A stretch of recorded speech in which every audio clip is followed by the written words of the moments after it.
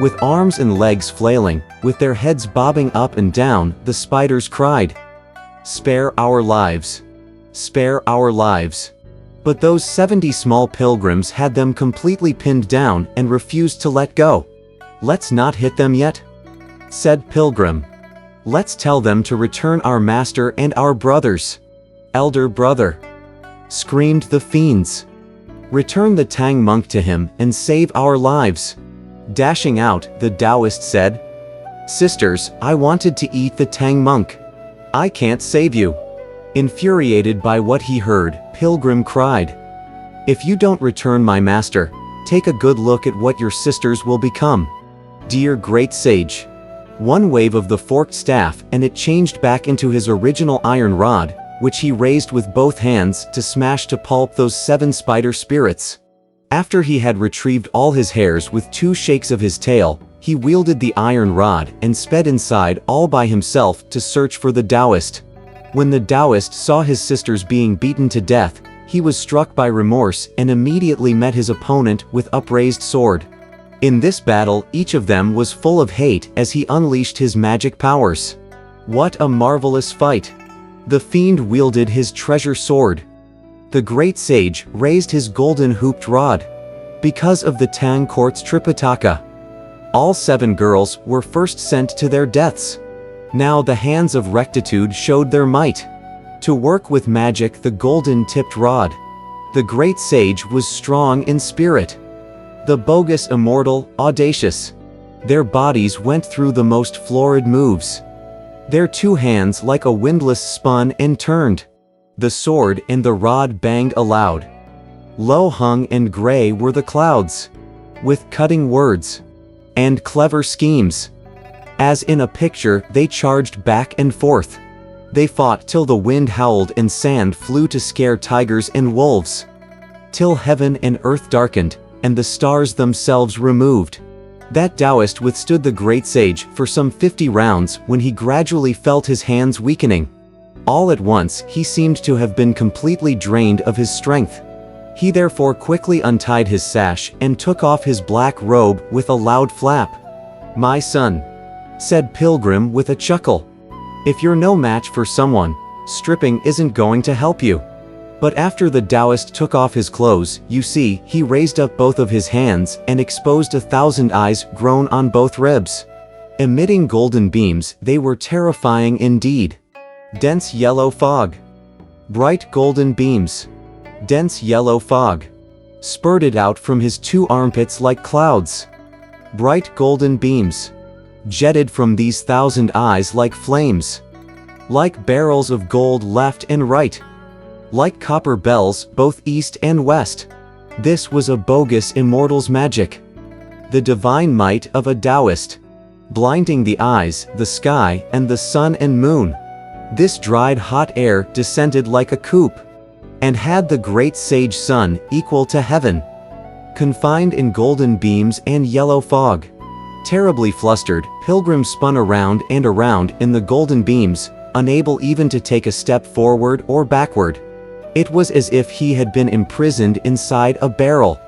As the blast of heat became unbearable, he got desperate and leapt straight up into the air to try to pierce the golden beams. The beams were too strong, however, and he was sent hurtling back to the ground head over heels. Then he felt pain, and when he touched quickly that part of his head where it had rammed the golden beams, he could feel that the skin had softened somewhat. Sorely annoyed, he thought to himself, "What rotten luck! What rotten luck! Even this head of mine today has become useless. In former times, the blows of scimitars and axes could not harm it one whit.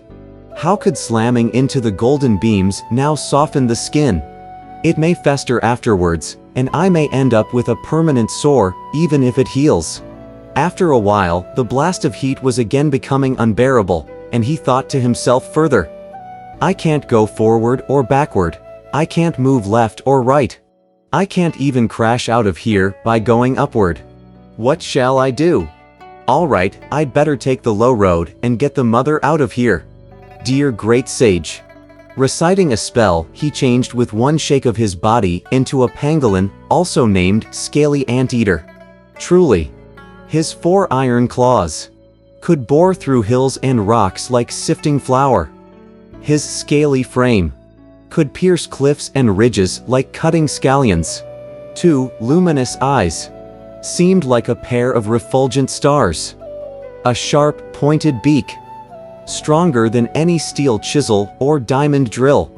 This was Pangolin of medical fame. Scaly Anteater was his vulgar name. Look at him. Hardening his head, he burrowed right into the ground and did not emerge again until he was some 20 miles away.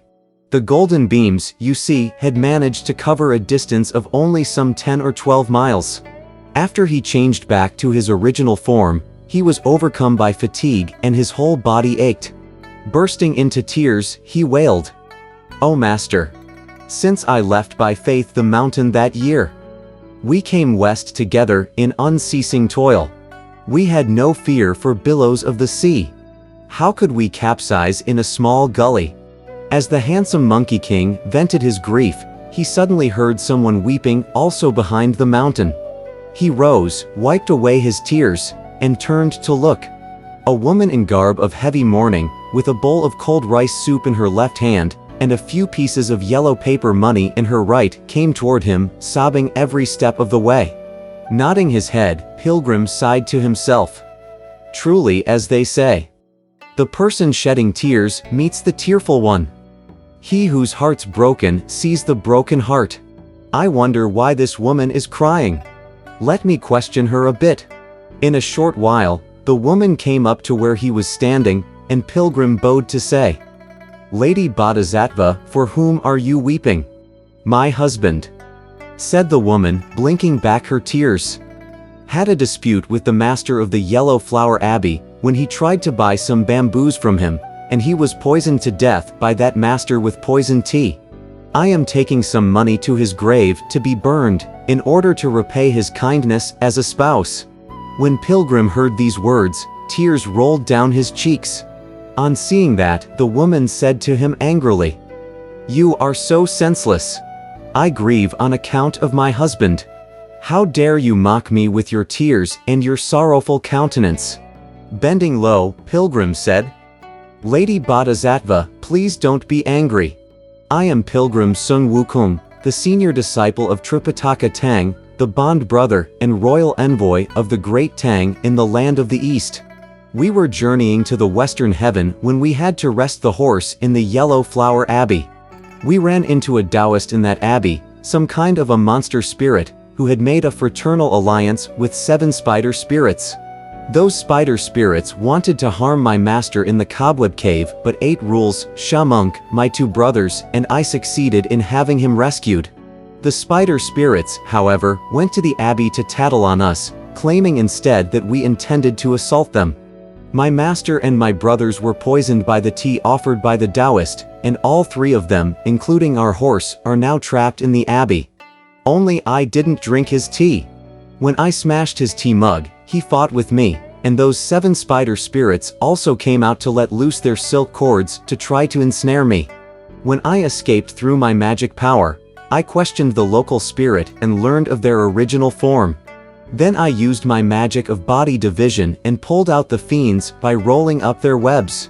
After I beat them all to death with my rod, the Taoist wanted to avenge them and fought once more with me.